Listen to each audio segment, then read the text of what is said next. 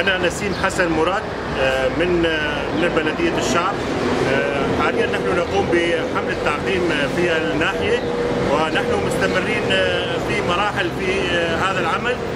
نحن قمنا قبل فترة بتعقيم المراكز والمؤسسات تبع الإدارة الذاتية في إطار حملتنا في تنظيف البلدة وتعقيمها.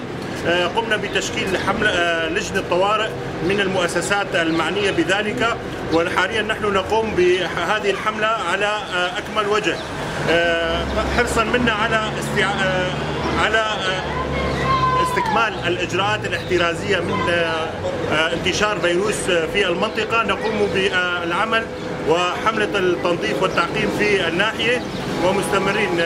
طبعا نوجه رسالة إلى المواطنين وأهل المنطقة بعدم التجمع في مناطق والاجتماع في مناطق معينة التي يكثر فيها التجمع لكي لا ينتشر الفيروس في المنطقة.